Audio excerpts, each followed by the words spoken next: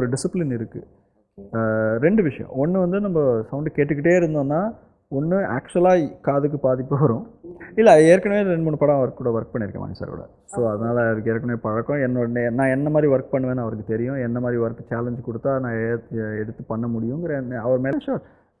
நான் தான் சொன்னேன், நான் சின்ன வயசில் நடித்தேன். அதுக்கப்புறம் நடிப்பு அவ்வளோவா போகலை, ஏன்னா எனக்கு அவ்வளோ இன்ட்ரெஸ்ட் இல்லை. ஸோ அது ஃபிலிம் ஸ்கூல், ப்ராப்பர் ஃபிலிம் ஸ்கூலில் யூகே போய் படித்தேன். ஸோ அங்கே ஒரு சோகமான காட்சின்னா அதுக்கான இசை கரெக்டாக இருக்கும். ஒரு சந்தோஷமான காட்சின்னா வேறு மாதிரி இருக்கும். ஒரு திகில், ஒரு பயம், இந்த மாதிரி இருந்ததுன்னா அது வேறு மாதிரி இசை இருக்கும்.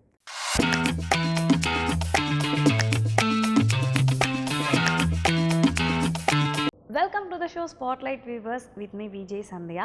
இன்றைக்கி நம்ம கூட யார் இருக்காங்க அப்படின்னு பார்த்தீங்கன்னா sound engineering Anand Krishnamurthy sir தான் இருக்கார். வாங்க பேசலாம் அவர்கிட்ட. ஹாய் சார், வணக்கம். வணக்கம். எப்படி இருக்கீங்க? நல்லா இருக்கேன். நீங்கள் எப்படி இருக்கீங்க? நானும் நல்லா இருக்கேன். And first of all congrats sir. And sound டிசைனருக்காக நேஷ்னல் அவார்டு வாங்கியிருக்கீங்க. எங்கள் டீம் சார்பாக கங்க்ராட்ஸ். அண்ட் வந்து எப்படி ஃபீல் பண்ணீங்க நீங்கள் அந்த அவார்டு வாங்கும் போது? எப்படி இருந்துச்சு? எக்ஸைட்டிங்காக தான் இருந்துச்சு. முதல்ல வந்து ஃபுல்லாக புரியல. ஓகே, கொஞ்ச நேரம் ஆச்சு, ஒரு 2 மணி நேரம் கழிச்சு புரிஞ்சிச்சு. Okay okay. இப்போ வந்து நீங்கள் அவார்டு வாங்கினீங்க அப்படின்னு தெரிஞ்ச உடனே ஸோ ஃபஸ்ட்டு யார் வந்து உங்களுக்கு வாழ்த்து சொன்னா சார்? ஆக்சுவலாக வந்து எனக்கு அவார்டு வந்திருக்குன்னு தெரிஞ்சதே வந்து என்னுடைய ஃப்ரெண்டு கால் பண்ணி அவர் வாழ்த்து சொன்னபோது தான்.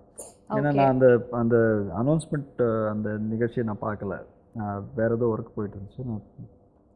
எனக்கு அவர் ஃபோன் பண்ணியிருக்காரு, நான் ஃபோன் எடுக்கலை. அதுக்கப்புறம் வந்து பார்த்தேன், மிஸ்ட் கால் வந்துச்சு. கால் பண்ணேன் அவருக்கு, வந்து கங்க்ராட்ஸ்ண்ணா என்ன ஆச்சுன்னா சொன்னார். அதுக்கப்புறம் பார்த்தா நிறைய மிஸ்ட் கால் வந்திருக்கு. ஒரு மிஸ்ட் கால் மணி சட்டை. ஸோ அவருக்கு ஃபோன் பண்ணி பேசினேன். ஓகே, ஸோ அவங்க கிட்ட தான் ஃபஸ்ட்டு வாழ்த்து வந்துச்சு. ஓகே, இப்போ நார்மலாக பார்த்தீங்கன்னா நார்மலான மூவிஸ்க்கும் இந்த ஹிஸ்டாரிக்கல் மூவிஸ்க்கும் வந்து சவுண்டு கம்பேர் பண்ணும்போது ரொம்பவே டஃப்பான விஷயம் இல்லையா? ஸோ அது வந்து பொன்னியின் செல்வன் படம், அது எவ்வளோ ஒரு பிரம்மாண்டமான படம். ஸோ அந்த படத்துக்கு வந்து நீங்கள் சவுண்ட் டிசைன் பண்ணியிருக்கீங்க, எப்படி ஃபீல் பண்ணுறீங்க? ஸோ அதில் நிறைய ஸ்ட்ரகிள்ஸ்லாம் இருந்திருக்கும் இல்லையா?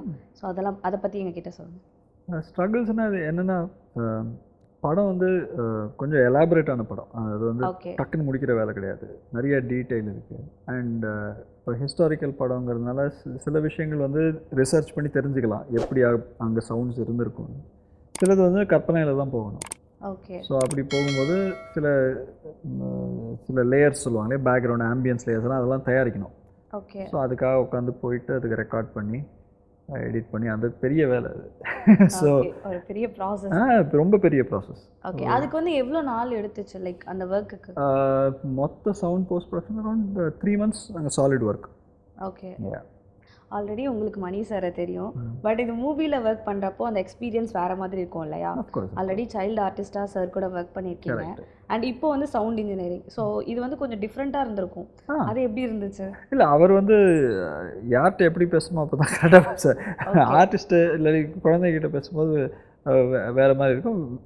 ப்ரொஃபஷ்னல் ஒர்க் வந்ததுக்கப்புறம் அதே சேம் பர்சன் தான், ஆனால் அவருடைய ஒர்க்கிங் ஸ்டைல் ரொம்ப ப்ரொஃபஷ்னலாக இருக்கும். ஸோ அஃப்கோர்ஸ் ஒர்க் இல்லாத டைமில் ஜாலி தான், but at the same time work போது அந்த கம்யூனிகேஷன் ஒன்று தேவை இல்லையா? அது ஒரு டைரக்டர் ஒரு டெக்னீஷியன்ட்ட அந்த பேசுகிற அந்த கம்யூனிகேஷன் அது கரெக்டாக தெளிவாக இருக்கும். அது ஏன்னா அது கதைக்கு என்ன தேவை, இந்த படத்துக்கு எது ஒர்க் ஆகுது ஒர்க் ஆகலை, இந்த விஷயங்கள்லாம் வந்து அது தெளிவாக சொல்லணும் இல்லையா? ஸோ அதில் அவர் ரொம்ப கிளியராக இருப்பார். ஓகே, நீங்கள் அவார்டு வாங்கினது தெரிஞ்சதும் மணி சார் என்ன சொன்னார்? அவர் ரொம்ப சந்தோஷப்பட்டார். ஏன்னா இது அஃப்கோர்ஸ் இது அவருக்கான அவார்டு தானே. ஸோ ஏன்னா படத்துக்குமே அவார்டு கிடச்சிது. ஸோ வெரி எக்ஸைட்டட் அவர். ஓகே, அண்ட் வந்து படத்தில் இந்த ஒரு போர்ஷன் வந்து சவுண்டு வந்து கேட்கும் போதே நல்லா இருக்குது அப்படின்ற மாதிரி மணி சார் சொல்லியிருக்காரா? அது வந்து நான் நினச்சது விட சூப்பராக இருக்குது அப்படின்னு ஏதாச்சும் சொல்லியிருக்காரு? அந்த மாதிரி இருந்தால் தான் ஓகே பண்ணுவார். அப்போ எல்லாமே வந்து அப்படி இருந்ததால தான் ஓகே பண்ணியிருக்காரு. கண்டிப்பாக. ஆமாம், இல்லாட்டி அவர் அதை கொஞ்சம் சேலஞ்ச் பண்ணுவார் ஒர்க்கில். அது வந்து சரி ஓகே போயிடலாம் அப்படின்னு விட மாட்டார். எனக்கு அதுதான் விரும்புகிறேன். ஏன்னா அப்போ தான் நமக்கு வேலை செஞ்ச திருப்தி கிடைக்கும். இல்லாட்டி வந்து அப்படியே முடிச்சுட்டு போயிட்டே இருப்போங்கிற மாதிரி வேலை கிடையாது. எல்லாத்துலேயுமே ஒரு சேலஞ்ச் இருக்கும். ஒரு ரொம்ப யோசிக்காத ஒரு விஷயத்தை யோசிக்க வச்சு அதில் ஒரு முயற்சி பண்ணி அதுக்கு எடுத்து கொண்டு வந்தால் அது ஒரு திருப்தி இருக்கும் இல்லையா? ஸோ அது வந்து இந்த படத்தில் நிறைய கிடச்சிது. எனக்கு ஒரு டவுட்டு, நீங்கள் சதி லீலாவதி அண்ட் அஞ்சலி படத்தெல்லாம் நடிச்சிங்க, ஆக்டிங்லேருந்து எப்படி சார் சடனாக சவுண்ட் இன்ஜினியரிங்க்கு வந்தீங்க? சடனாக வரல, அது ஒரு பல வருஷங்கள் ஆச்சு. இல்லை ஏன்னா எனக்கு வந்து சின்ன வயசில் ஆக்ட் பண்ணது வந்து ஒரு தற்செயலாக நடந்தது கிட்டத்தட்ட. ஓகே, நடிக்கணுங்கிற அந்த அந்த அந்த ஒரு நோக்கம் அதெல்லாம் கிடையாது. சும்மா ஜாலியாக சின்ன வயசில் பண்ணது தான். அதுக்கப்புறம் நான் கொஞ்சம் வயசானதுக்கப்புறம் நடிக்கலை. ஓகே. ஏன்னா எனக்கு படிக்க போயிட்டேன். ஸோ அதனால் அது ஃபுல்லாக அது பட் அஃப்கோர்ஸ் எல்லாம் நல்லா பழகினதுனால எல்லார்ட்டையும் டச் இருந்துச்சு. ஸோ அதுக்கப்புறம் இதே தான் படித்தேன், சினிமா தான் படித்தேன். ஸோ அண்டர் கிராஜுவேட்டும் விஷுவல் கம்யூனிகேஷன் படித்தேன். அப்புறம் போஸ்ட் கிராஜுவேஷன் ஃபில்ம்லாம் படித்தேன். ஸோ அது படிச்சுட்டு வந்ததுக்கப்புறம் மறுபடியும் உங்களை மீட் பண்ணேன், வேலை கிடச்சிச்சு, அவ்வளோதான். மறுபடியும் மீட் பண்ணால் வேலை கிடச்சிச்சு, எவ்வளோ ஈஸியாக சொல்கிறீங்க. லைக் இப்போ நடிக்கணும் அப்படின்னா என்ன மாதிரி கேரக்டர் வந்து நீங்கள் சூஸ் பண்ணுவீங்க? நடிக்கணும் எனக்கு அவ்வளோ இன்ட்ரெஸ்ட் இல்லை. ஏன்னா இந்த வேலை போயிட்டுருக்கு. இது வந்து சுவாரஸ்யமான வேலை. இது வந்து ஒரு குவாய்ட்டான வேலை. அதாவது நாங்கள் பண்ணுறதெல்லாம் சவுண்டு தான், பட் குவாய்ட்டான வேலை. எனக்கு இதுதான் கொஞ்சம் எனக்கு பிடிச்சிருக்கு. ஓகே. இப்போ அப்படின்னு கேட்டோன்னா எனக்கு இன்னொரு ஞாபகம் இருந்துச்சு, சதிலீலாவதி 2 வருமா? அதெல்லாம் தெரியாது எனக்கு. அது தெரியாது. சரி, ஓகே. என்கிட்ட சொல்ல மாட்டாரு போல. Okay sir. அண்ட் சவுண்டுன்றது வந்து நிறைய பேருக்கு வந்து லைக் நார்மலாக தெரியும். ஒரு மூவியில் வந்து இப்போது மியூசிக் டைரக்டர்னால் மியூசிக் டைரக்டர் இருப்பாங்க. ஸோ அந்த மாதிரி நிறைய வேரியபிள் இருக்குது. சவுண்ட் இன்ஜினியரிங்கா, என்னடா இவர் என்ன பண்ணியிருக்காரு அப்படின்ற மாதிரி மக்களுக்கு கண்டிப்பாக ஒரு இது இருக்கும்ல, தாட்டு. சவுண்டுனா என்ன? லைக் ஒரு படத்துக்கு அது எந்த அளவுக்கு ஒரு இம்பார்ட்டண்டாக இருக்குது அப்படின்றத சொல்லுங்கள். ரைட். இப்போ சவுண்டுனா வந்து பார்த்தோம்னா ஒரு 3 வகையாக பிரிக்கலாம். ஒன்று வந்து டயலாக். அதுதான் எல்லாருக்கும் தெரிஞ்ச ஒரு விஷயம். ஆமாம். ஸோ எல்லா படத்துலையும் டயலாக் இருக்கும். டயலாக்லேருந்து நிறைய இன்ஃபர்மேஷன் கிடைக்கும். அதாவது கதை எங்கே போகுது, யார் என்ன என்ன யோசிக்கிறாங்க, என்ன சொல்கிறாங்க, இந்த மாதிரியான விஷயங்களுக்கு டயலாக் இருக்குது.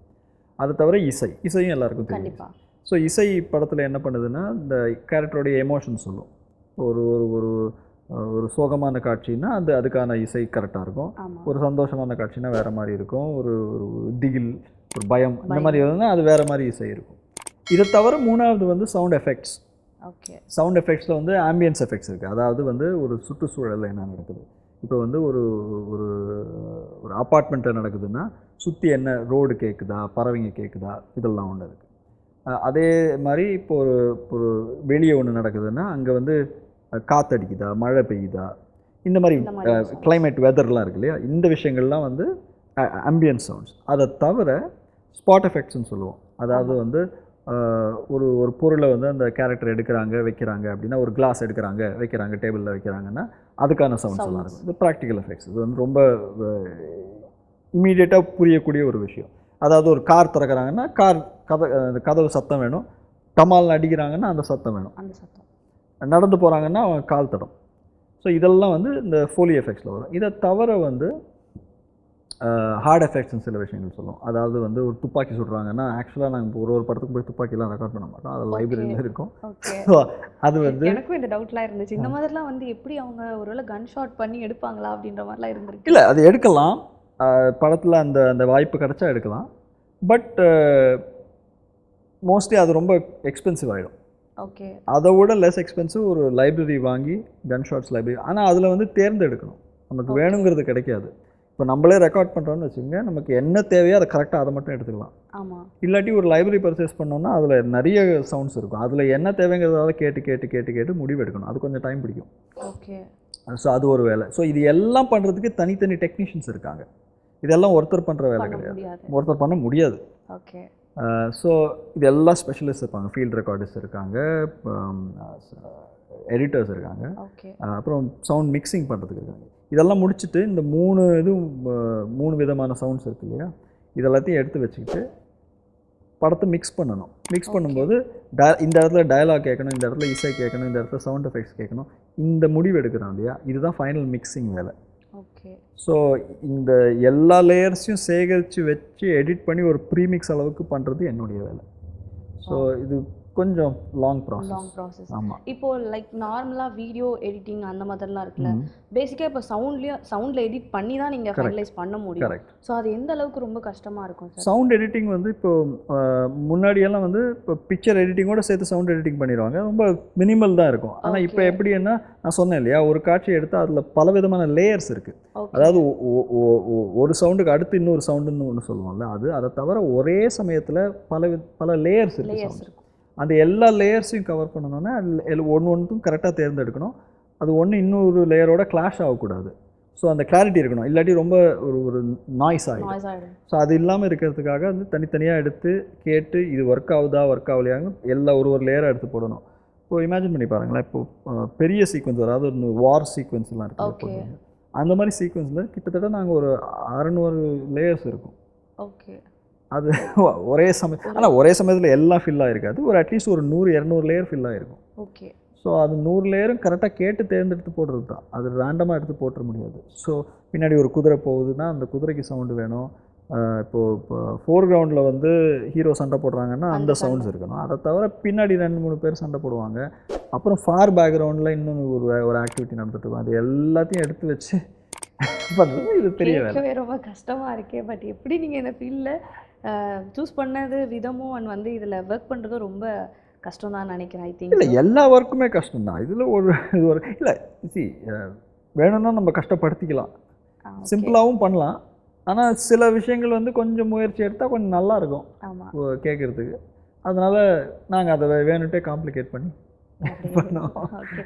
அண்ட் இப்படின்னு எனக்கு என்ன தாட் வருதுன்னா, இப்போ இந்த அருவி ரிவரில் வர தண்ணி சவுண்டு, ஸோ அதெல்லாம் வந்து எப்படி சார் எடுக்கிறாங்க? லைக் அது ரெக்கார்ட் பண்ணலாம். இப்போ வந்து நானே ரெக்கார்ட் பண்ணியிருக்கேன் அந்த மாதிரி சில விஷயங்கள். ஏன்னா அந்த அந்த தண்ணி சலசலன்னு ஓடுதுன்னா அந்த சலசலப்புக்கு என்ன ஒரு டெஃபினேஷன், அது என்ன எப்படி இருக்குது, அதனுடைய தன்மை என்ன, ஜென்டிலாக ஓடுதா வேகமாக ஓடுதா, இல்லை இப்போ என்ன சொன்னேன்னா, இப்போ நம்ம ஒரு ஆத்தங்கர ஓரத்தில் எடுக்கிறோம், ஆக்சுவலாக வந்து ஒரு ஆறு ஓடும்போது சத்தம் கேட்கவே கேட்காது. ஓகே. அந்த கரை ஓரத்தில் அந்த தண்ணி வந்து ஒரு பாறை மேலே அடிச்சுட்டு போகுதுன்னா அந்த சத்தம் கேட்கும். ஆனால் பெருசாக ஒரு ஆறு ஓடிச்சுன்னா சத்தம் கேட்காது. ஆனால் அதே ஆறில் வந்து ஒரு மழை பெஞ்சிருக்கு, அது வந்து இந்த மலை மேலே மழை பெஞ்சிருக்கு, அந்த மலையிலேருந்து அதை அடிச்சுக்கிட்டு வருது தண்ணின்னா அந்த சத்தம் கேட்கும். ஓகே. ஸோ அதுக்கான அந்த தன்மை வேறு, அதில் ஒரு வயலன்ஸ் இருக்கும், அதில் வந்து ஒரு ஒரு ஒரு பயம் இருக்கும். ஸோ அதெல்லாத்தையும் கொண்டு வரணும். அதை ரெக்கார்ட் பண்ணும்போது அந்த மாதிரி இடத்துக்கு போய் ரெக்கார்ட் பண்ணோம்னா அதுக்கு தேவையான என் மைக் எடுத்துகிட்டு போயிட்டு ரெக்கார்ட் பண்ணணும். ஓகே. இப்போ இந்த சவுண்டு எனி டைம் நம்ம நார்மலாக ஹெட்செட் போட்டாலே வந்து நமக்கு ஏதாவது ப்ராப்ளம் அந்த மாதிரிலாம் சொல்லுவாங்க, ரொம்ப நேரம் யூஸ் பண்ணக்கூடாது. நீங்கள் அதிக டைம் வந்து சவுண்டு கேட்டுகிட்டே இருக்கீங்க, ஸோ அதனால எதனா ப்ராப்ளம்? டெஃபினட்டாக வரும். அதனால அதுக்கான ஒரு டிசிப்ளின் இருக்குது. ஓகே. 2 விஷயம். ஒன்று வந்து நம்ம சவுண்டு கேட்டுக்கிட்டே இருந்தோம்னா ஒன்று ஆக்சுவலாக காதுக்கு பாதிப்பு வரும். ஸோ அதுக்கு கொஞ்சம் கேர்ஃபுல்லாக இருக்கணும், அதுக்கு ரெஸ்ட் கொடுக்கணும். இன்னொரு விஷயம் என்னென்னா, நம்மளுடைய இயர் ஜட்ஜ்மெண்ட் போயிடும். அதாவது என்னென்னா, நம்ம சரியான சவுண்ட் பண்ணியிருக்கோமா, அதாவது அந்த லெவல் கரெக்டாக இருக்கா, ரொம்ப லவுடாக இருக்கா இல்லை ரொம்ப கம்மியாக இருக்கா, இந்த ஜட்ஜ்மெண்ட் இருக்கு இல்லையா, ஒரு சவுண்டு ஒர்க் ஆகுதா, இதெல்லாம் கூட ஒரு கண்டினியூஸாக ஒரு 6 மணி நேரம் 8 மணி நேரம் வேலை செஞ்சால் போயிடும். கடைசி 1 மணி நேரம் காது சரியாக வேலை செய்யாது. அதனால் அங்கே அப்படியே ஸ்டாப் பண்ணிவிட்டு தூங்கி எழுந்து அடுத்த நாள் காலையில் வந்து கேட்கும்போது தான் தெரியும் இது ஒர்க் ஆகுதா இல்லையான்னு. அந்த டைம் வந்து நம்ம ஒரு 1 ஹவர் மண்டையை உடச்சிட்டு இருப்போம் ஒர்க் ஆகுதா இல்லையான்னு அந்த ஸ்டேட்டில். அதே அடுத்த நாள் காலையில் வந்து கேட்டால் அது ஒரு 5 நிமிஷத்தில் முடிஞ்சிடும் அந்த வேலை. ஸோ ஆக்சுவலாக இப்படி ஒர்க் பண்ணுறது இன்னும் ஃபாஸ்ட். கண்டிப்பாக. ஸோ அந்த ரெஸ்ட் எடுத்துகிட்டு வர்றது ரொம்ப முக்கியம். இதான் 2 காரணங்களுக்கு. ஒன்று வந்து ஒர்க் ஒழுங்காக நடக்கிறதுக்காக, இன்னொன்று வந்து நம்மளுடைய காதை நம்ம பாதுகாத்துக்கிறதுக்காக. Okay sir. அண்ட் வந்து பொன்னியின் செல்வன் படத்துக்கு வந்து சார் வந்து உங்ககிட்ட எப்படி அப்ரோச் பண்ணார்? லைக் இல்லை நீங்கள் வந்து சார் நான் பண்ணட்டுமா அப்படின்னு கேட்டீங்க? இல்லை, ஏற்கனவே 2-3 படம் அவர் கூட ஒர்க் பண்ணியிருக்கேன் மணி சாரோட. ஸோ அதனால் அவருக்கு ஏற்கனவே பழக்கம். நான் என்ன மாதிரி ஒர்க் பண்ணுவேன்னு அவருக்கு தெரியும், என்ன மாதிரி ஒர்க் சேலஞ்ச் கொடுத்தா நான் எடுத்து பண்ண முடியுங்கிற அவர் மேலே அவருக்கு என் மேலே ஒரு நம்பிக்கை இருந்துச்சு. ஸோ அதை பேஸ் பண்ணி தான் கூப்பிட்டாங்க. அண்ட் ஆல்சோ வந்து கமல் சார் கூட ஒர்க் பண்ணியிருக்கேன் இல்லையா? ஸோ நீங்கள் இந்த அவார்ட் வாங்கினதுக்கப்புறம் சார் ஏதாச்சும் அவர் வீட்டுக்கு ஒரு பெரிய கிஃப்ட் பாக்ஸ் அனுப்பிச்சார். ஓ, கிஃப்ட் அனுப்பிச்சார். என்ன கிஃப்ட் அனுப்பிச்சார்? சாக்லேட்ஸ். ஓகே. என்ன சொன்னார்? அவர் ரொம்ப சந்தோஷப்பட்டார். ஏன்னா இன்ஃபேக்ட் நான் படிச்சுட்டு வந்து சவுண்ட் இன்ஜினியராக தமிழ் சினிமாவில் ஃபஸ்ட்டு ஒர்க் பண்ணது அவருடைய படத்தில் தான், அதாவது அவருடைய டைரக்ஷனில் அந்த படம். ஸோ அது ரொம்ப ஸ்பெஷல். அது அஃப்கோர்ஸ் அதுக்கு முன்னாடி கொஞ்சம் சின்ன ப்ராஜெக்ட்ஸ் ஒர்க் பண்ணியிருந்தேன். ஆனால் பெரிய ஃபீச்சர் ஃபிலிம் ஒர்க் பண்ணும்போது அவர் கூட தான் ஃபஸ்ட்டு. ஸோ அந்த வாய்ப்பு அவர்கிட்ட தான் கிடச்சிது முதல்ல. ஸோ அவர் ரொம்ப சந்தோஷப்பட்டார். Okay sir. அண்ட் ஆல்சோ பார்த்தீங்கன்னா இப்போது கமர்ஷியல் மூவி நிறைய மூவிஸ் இருக்குது. இப்போ நீங்கள் ஹிஸ்டாரிக்கல் மூவி பண்ணியிருக்கீங்க. ஸோ உங்களுக்கு வந்து எந்த மாதிரி மூவிஸில் வந்து சவுண்ட் ஒர்க் பண்ணணும் அப்படின்றது ஆசை? எனக்கு வெரைட்டியாக மூவி கிடச்சா நல்லது. ஏன்னா ஒரே மாதிரி அந்த மாதிரிலாம் எல்லாம் பண்ணலாம், எல்லாமே பண்ணலாம். ஓகே. ஸோ எனக்கு ஏன்னா ஒரே விதமான படம் பண்ணிக்கிட்டு இருந்தால் அந்த சேலஞ்ச் இருக்காது. கண்டிப்பா ஒரு வித்தியாசமாக வேலை பண்ணால், அதாவது நம்ம இது வரைக்கும் பண்ணாத வேலையை பண்ணால் தான் நமக்கு வந்து அந்த ஒரு ஒரு எக்ஸ்பீரியன்ஸ். சுவாரஸ்யம் இருக்கும் வேலையில். இல்லாட்டி வந்து தெரிஞ்ச விஷயம் தானே, அப்படியே இது எடுத்து போடுறது வந்துடும் அப்படின்னு சொல்லிடலாம். ஓகே. அதில் ஒரு சோம்பல் வந்துடும், அது வரக்கூடாது. ஆமாம், அதனால் நம்ம வந்து எல்லா வேலையும் செய்யணும் அதெல்லாம். ஓகே. அண்ட் வந்து உங்களுக்கு வந்து ரொம்ப பிடிச்ச படம், இந்த படம் வந்து எனக்கு ரொம்ப பிடிக்கும் அண்ட் இந்த படத்தில் வந்து சவுண்ட் எஃபெக்ட்ஸ்லாம் வந்து வேறு மாதிரி இருக்கும் கேட்கவே, அப்படின்னா என்ன படம் சார் சொல்லுவீங்க? நான் ஒர்க் பண்ண படத்துக்கு நீங்கள் ஒர்க் பண்ண படமாக இருக்கலாம், இல்லை அதை தாண்டி வேறு ஏதாவது படமாக இருக்கலாம். அப்படி தாண்டினா பல படங்கள் பல இருக்கு. படங்கள் இருக்குது, அதில் ஏதாச்சும் ஒரு படம் ரொம்ப. இப்போ டக்குன்னு எதுவுமே மைண்டுக்கு வர மாட்டேங்குது, ஏன்னா நிறைய படம் இருக்குது. ஓகே. எனக்கு வந்து இப்போ ரீசெண்டாக பார்த்ததுல வந்து ஆப்பன்ஹைமரில் சவுண்ட் ரொம்ப நல்லா பிடிச்சிருந்தது. ஓகே. கிறிஸ்டோபர் நோலன் படத்தில் எல்லாத்துலேயுமே எனக்கு சவுண்ட் டிசைன் நல்லாயிருக்கும். ஸோ அந்த படம் பிடிச்சிருந்தது. ஆக்சுவலாக நிறைய மிஸ் பண்ணுறேன், நிறைய இருக்குது, நிறைய டக்குன்னு மைண்டுக்கு வர இருக்கு. மாட்டேங்குது. சரி, உங்கள் படத்தில் பொன்னியின் செல்வன். பொன்னியின் ஏன்னா செல்வன். அதில் வந்து நாங்கள் எடுத்த, ஏன்னா எல்லா படத்துலையும் கிடைக்காத வாய்ப்பு இந்த படத்தை கிடைக்கும். ஓகே. ஸோ ஏன்னா நிறைய படங்களில் வந்து டைம் இருக்காது, ஆமாம். ஏன்னா ரிலீஸ் இருக்கும், ஏன்னா ஃபில்ம் மேக்கிங் ப்ராசஸில் எங்கள் சவுண்ட் வந்து கடைசி ப்ராசஸ். ஸோ அந்த டைம் வரும்போது டைம் இருக்காது, பட்ஜெட்டும் இருக்காது. இந்த படத்தில் அதுக்காக பிளான் பண்ணி பண்ணாங்க. ஸோ டைமும் இருந்துச்சு, பட்ஜெட்டும் இருந்துச்சு. ஸோ கரெக்டாக பண்ணோம். கரெக்டாக பண்ணுங்க அதனால். ஸோ அது அஃப்கோர்ஸ், பட் அதுக்கு முன்னாடி 2-3 படங்கள் பண்ணியிருக்கேன். ஏன்னா எல்லாமே எனக்கு எந்த படமுமே எனக்கு வந்து திருப்தி இல்லைன்னு நான் சொல்லக்கூடாது. ஏன்னா எல்லாத்தையுமே அந்த ஓரளவுக்கு அது முயற்சி எடுத்து ஒர்க் பண்ணால் தான் அந்த எனக்கு ஒரு சாட்டிஸ்ஃபேக்ஷன் கிடைக்கும் கரெக்டாக அந்த ஒர்க் பண்ணியிருக்கோம். ஓகே. அண்ட் இப்போ வந்து பார்த்தீங்கன்னா லைக் நிறைய பேர் வந்து சிவில் இன்ஜினியர் நிறைய இருக்குது, மெக்கானிக் இன்ஜினியர் அந்த மாதிரிலாம் இருக்குது. சவுண்ட் இன்ஜினியரிங் அப்படின்னா சில பேருக்கு தெரிய கூட தெரியாது. லைக் மீடியா ஃபீல்டில் இருக்கவங்க நமக்குலாம் தெரியும். ஸோ நீங்கள் லைக் விஸ்காமும் படிச்சேன்னு சொன்னீங்க, விஷுவல் கம்யூனிகேஷன். அதில் நிறையவே நம்ம படிச்சிருப்போம், எடிட்டிங்காக இருக்கட்டும், கேமரா டெக்னிக்கல் எல்லாமே படிச்சிருப்பீங்க. But why sound? இல்லை, ஆக்சுவலாக நான் விஸ்கா படிக்கும்போது சவுண்ட் பண்ணலை. அப்போ நான் ஆக்சுவலாக everything photography, design, graphic design. So நான் everything all that I studied. ஏன்னா எனக்கு எல்லாத்துலேயுமே இன்ட்ரெஸ்ட் இருக்குது. So I still do photography, I still do graphic design for ப்ரொஃபஷ்னலாக இல்லை. பட் அதுக்கப்புறம் வந்து நான் பாலு மகேந்திரா சார்கிட்ட அசிஸ்டன்ட் டைரக்டராக சேர்ந்தேன். ஸோ அப்போலேருந்து எனக்கு வந்து அவர் எல்லாம் பண்ணுற ஃபில்ம் மேக்கர். ஸோ அவர் சினிமாட்டோகிராஃபி பண்ணுவார், எடிட்டிங் பண்ணுவார், எழுத்தாளர் கூட, ப்ரொடக்ஷன் அவரே பார்த்துக்குவார் படத்தை. ஸோ இந்த ஸ்கில்ஸ் எல்லாம் வந்து எனக்கு இன்ட்ரெஸ்ட் இருந்ததுன்னா இது எல்லாமே அவர்கிட்டேருந்து படித்தேன். ஓகே. ஸோ அப்படி வந்து எல்லாத்துலேயும் ட்ரை பண்ணிவிட்டு ஒன்று சவுண்டு அது ஓட்டிக்கிச்சு. சூப்பர். அவங்கக்கிட்ட இருக்க ஒரு ஸ்கில்லும் வந்து நம்ம அப்படியே அப்சர்வ் பண்ணி நம்மளும் டெவலப் பண்ணிக்கிறது நல்ல விஷயம் சார். அண்ட் வந்து இப்போ பார்த்தீங்கன்னா லைக் நிறைய பேர் வந்து இந்த ஜென்ரேஷனில் பார்த்தீங்கன்னா இந்த மாதிரி ஃபீல்டுக்குள்ளே வரணும்னு ஆசைப்பட்றாங்க.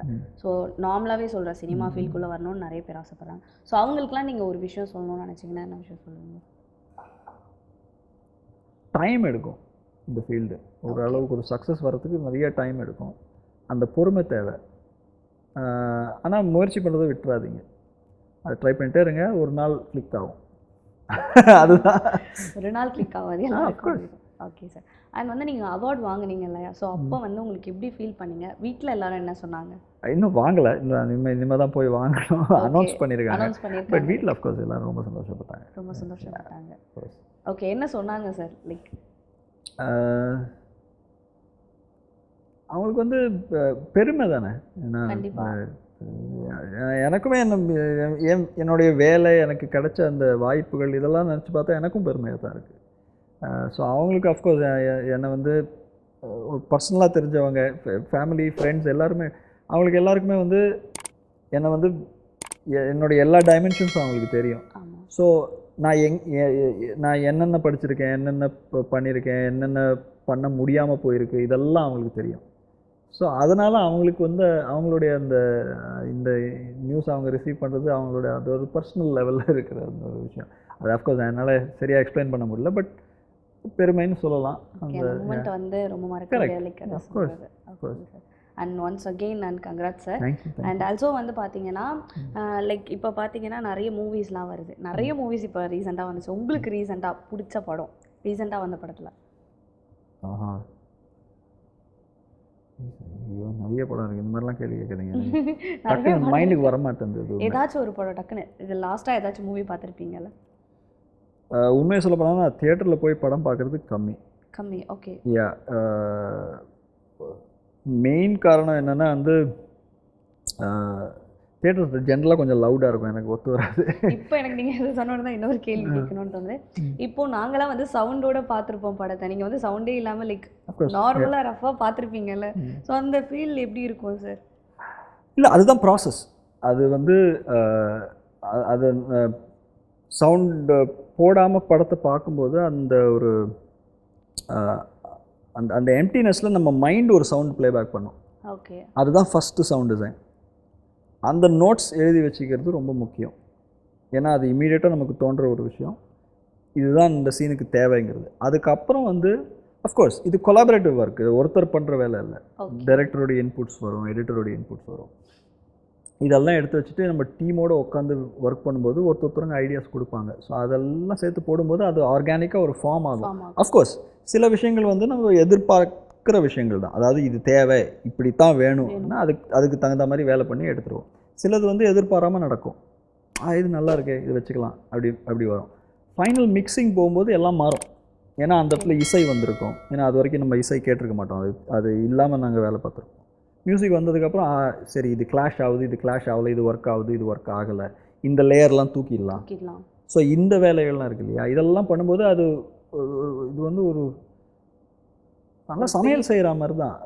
ஒன்று ஒன்றா ஒரு லெவலில் டேஸ்ட் பண்ணி பார்த்துட்டே வரும். ஆமாம், இது ஓகே, இப்போ கொஞ்சம் இனிப்பு சேர்க்கலாம், இது கொஞ்சம் உப்பு சேர்க்கலாம், அது மாதிரி பண்ணிக்கிட்டே வந்தால் தான் அது ஃபைனலாக வரும்போது அதை இன்னொருத்தங்க எடுத்து அதை என்ஜாய் பண்ணும்போது நம்ம ரசிக்கலாம்.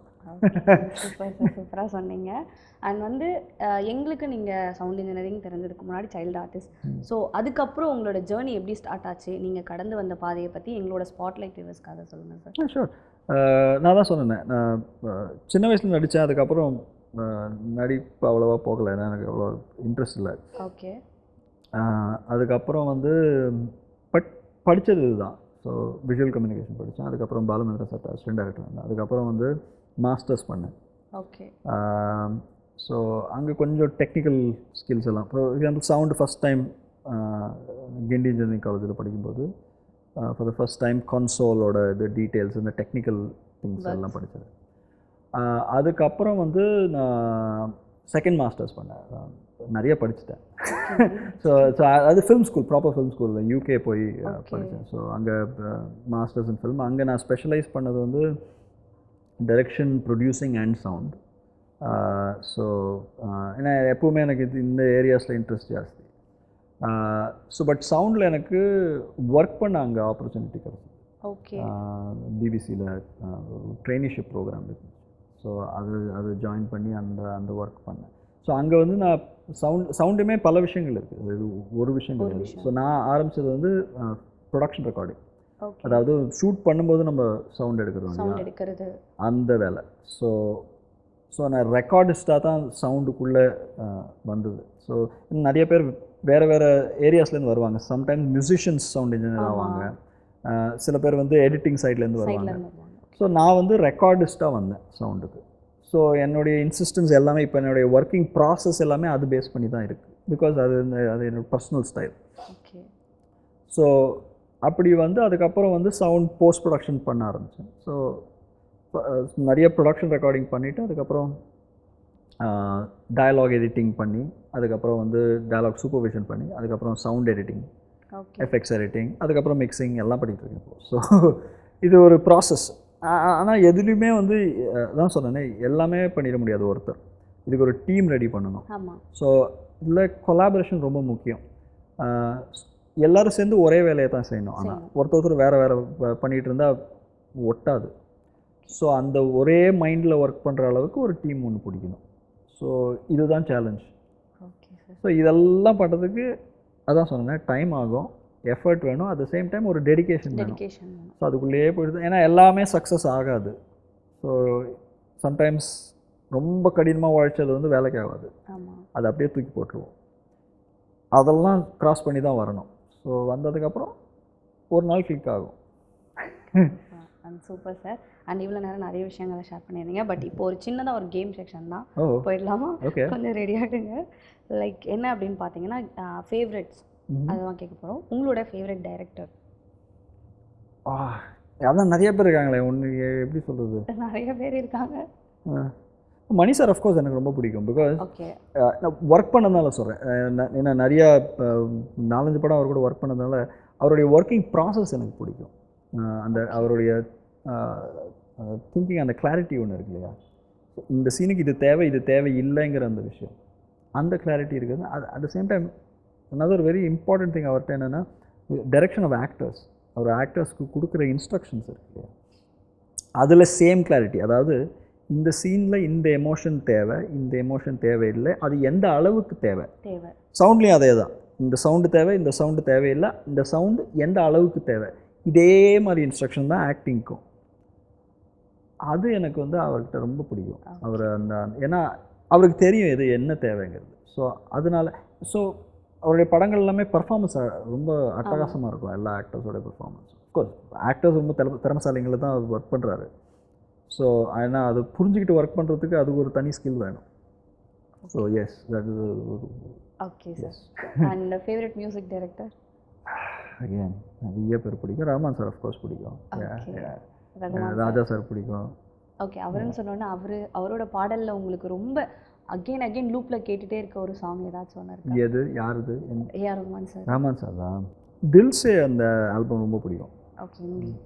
நான் இந்தியா அது உயிரே தமிழில் உயிரே வந்து. தமிழே. ஸோ நான் தமிழ் தான் ஃபஸ்ட்டு கேட்டேன். ஸோ எனக்கு ஹிந்தி லிரிக்ஸ் வராது, மைண்டுக்குள்ளே பாடும்போது தமிழ் லிரிக்ஸ் தான் வரும். ஸோ எனக்கு அந்த ஆல்பம் ரொம்ப பிடிக்கும். Okay sir. And favourite actor? Favourite actor Kamal sir. Kamal sir. Okay. Favourite food? Favourite food ஐயோ இதுவும் நிறையா இருக்குது. ஃபுட்டுன்னு கேட்டால் பிரியாணி ரொம்ப பிடிக்கும். பிரியாணி ரொம்ப பிடிக்கும். அப்போ நாங்கள் இன்னும் பிரியாணி வாங்கலை, மன்னிச்சுருங்க. இருந்திருந்தால் பிரியாணி வாங்கி கொண்டு வந்துட்டுருக்கோம். Thank you. Okay. And favourite place? Favourite place Chennai ரொம்ப பிடிக்கும். ஏன்னா நான் வளர்ந்தது ஃபுல்லாக சென்னை தான். ஸோ எனக்கு இது ரொம்ப பழகின ஒரு சிட்டி. ஸோ அதனால் ஓகே சென்னை பிடிக்கும். ஓகே. இப்போ நீங்கள் கண்டிப்பாக இதுக்கு பதில் சொல்லி ஆகணும். உங்களோட ஃபேவரட் மூவி சார்? ஃபேவரட் மூவியா நிறையா இருக்குது. பட் சொல்கிறேன், எனக்கு இது என்னுடைய ஜெனரேஷனை காட்டி கொடுத்தது. எனக்கு காட்ஃபாதர் ரொம்ப பிடிக்கும். ஓகே. அந்த படம் ஏன்னா அது வந்து நான் ஃபஸ்ட்டு வந்து காலேஜில் இருக்கும்போது பார்த்து ஒழுங்காக புரிஞ்சுக்கிட்ட ஃபஸ்ட்டு படம். அண்ட் அது எக்ஸலண்ட் ஃபிலிம். அது நான் திரும்ப பார்த்தேன், கிட்டத்தட்ட ஒரு 50-60 தடவை பார்த்துருப்பேன். ஓகே. அண்ட் லாஸ்ட் கொஸ்டின் என்னன்னா, இது ஃபேவரட்ஸ் இல்லை, லைக் வந்து நீங்கள் இன்ஸ்பயர் ஆன ஒரு சவுண்ட் இன்ஜினியர் யார் சார்? வால்டர் மர்ச் ஒருத்தர் மட்டும் இல்லை, பல பேர் இருக்காங்க. Walter Murch, Alan Splet, multiple engineers நான் சொல்ல முடியாது. பட் ஏன்னா ஃபவுண்டேஷன் லெவலில், அதாவது ஃபஸ்ட்டு வேலை கற்றுக்கும்போது நான் கேட்டு சரி இப்படி தான் பண்ணணும்னு ஆரம்பித்தது வந்து இவங்க தான். Okay sir. Okay sir, super. And இவ்வளோ நேரம் நிறைய விஷயங்கள் எங்ககிட்ட சொல்லியிருக்கீங்க, அதுக்காக ரொம்ப thanks sir. Thank you so much for coming sir. ரொம்ப நன்றி. என்ன வியூவர்ஸ், இந்த ஷோவில் நிறைய இன்ட்ரெஸ்டிங்கான விஷயங்களில் ஆனந்த் கிருஷ்ணமூர்த்தி சார் நம்மக்கிட்ட ஷேர் பண்ணியிருப்பார். இதே மாதிரி சூப்பரான ஷோவில் நான் வந்து உங்களை மீட் பண்ணுறேன். until then, bye bye from Sandhya.